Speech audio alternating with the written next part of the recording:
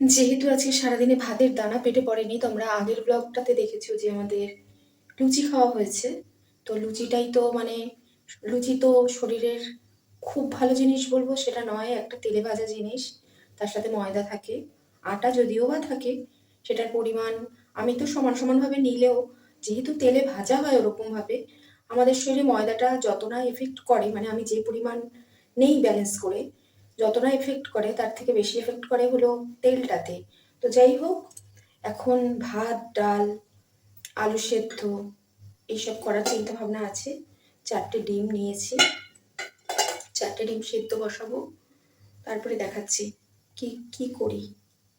ভাত ডাল আলু সেদ্ধ, কিন্তু আলু সেদ্ধটাও একটু অন্যরকম ভাবে মাখবো,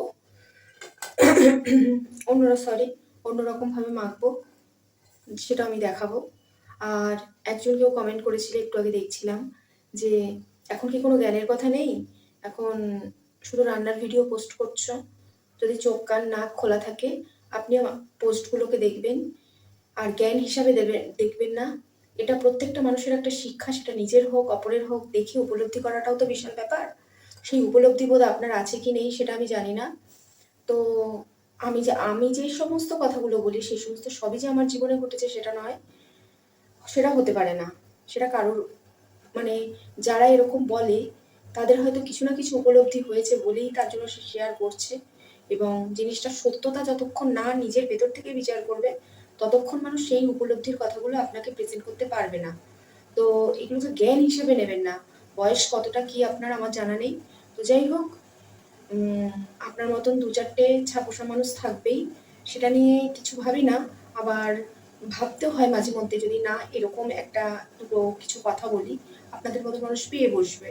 তো যাই হোক, এই নিয়েই চলতে হবে। সোশ্যাল মিডিয়া যখন আছে আমার ভালো লাগে এগুলো দেখাতে, সবারই ভালো লাগে এগুলো দেখাতে।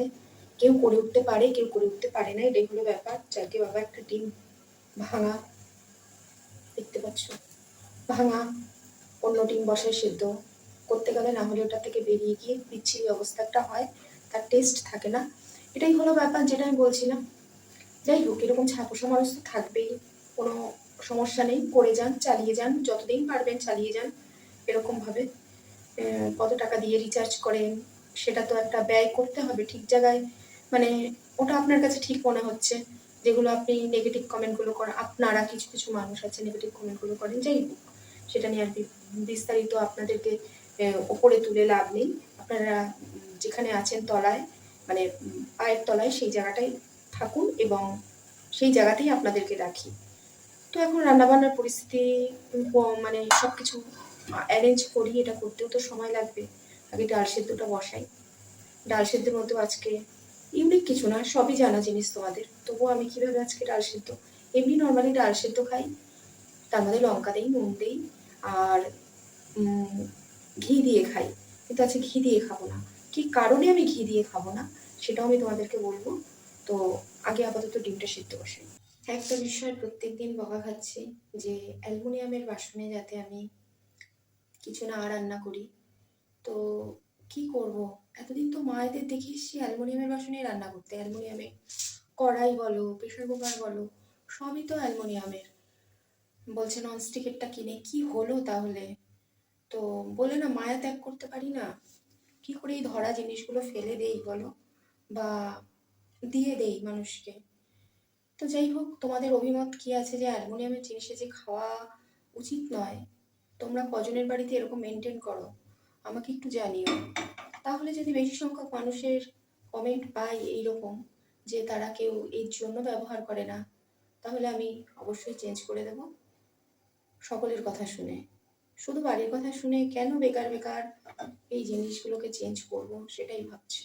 একটু কমেন্ট করে জানিও যে তোমরা তোমাদের মন্তব্যগুলো কি কি।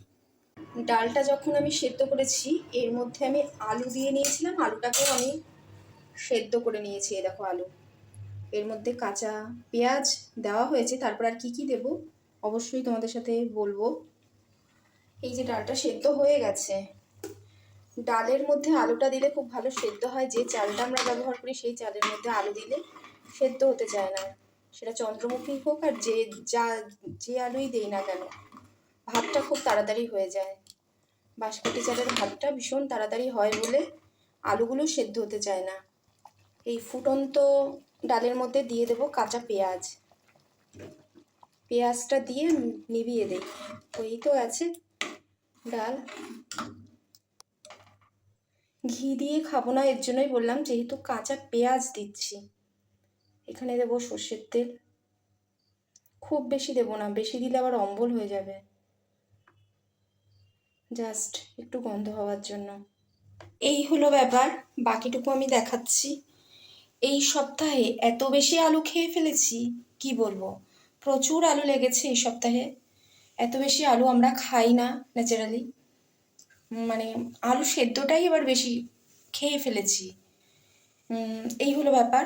তো যাই হোক, বাকিটা আমি পরে দেখাচ্ছি যে আলু সেদ্ধটা আমি কিভাবে মাখলাম, কি দিয়ে মাখলাম, আরও কিছু দেব, কি দিয়ে মাখলাম। ভাত হয়ে গেছে, যেহেতু খাবার দাবারের সময় হয়ে গেছে, তাই আলু সিদ্ধটা মেখে নিই। আলু সিদ্ধটা আমি কি দিয়ে মাখছি আমি দেখাচ্ছি।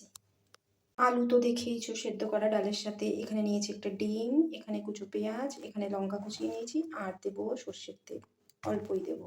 ভালো করে ব্যাপারটাকে চটকে চটকে মাখতে হবে, বেশ ভালো করে, বেশ সুন্দর করে মাখতে হবে। খুব সুন্দর একটা গন্ধ বেরোয়। আমার বাবা খেত এই ডিম সেদ্ধ দিয়ে মেখে, আলু সেদ্ধ দিয়ে, পেঁয়াজ দিয়ে, কাঁচা লঙ্কা দিয়ে, সর্ষের তেল দিয়ে, সাথে নুন সহযোগে। তো এটাই এখন করছি, ভালো করে মাখি জিনিসটা। 2 হাত দিয়ে একদিকে বাটিটা ধরবো আর আরেক দিকে ভালো করে মাখতে হবে ব্যাপারটাকে। তো ভাত তো হয়ে গেছে, খেতে হবে। তো আজকের মতন তাহলে গুড নাইট। এটা কাল পোস্ট হবে, কাল মানে আজ, কাল আজকের করা কালকে পোস্ট হবে, আর তোমরা যখন দেখবে সেটা আজই হয়ে যাবে, ব্যাপারটা এরকম। তো টাটা, রাখি তাহলে, খাওয়া দাওয়া সারা যাক, তোমরাও সারো।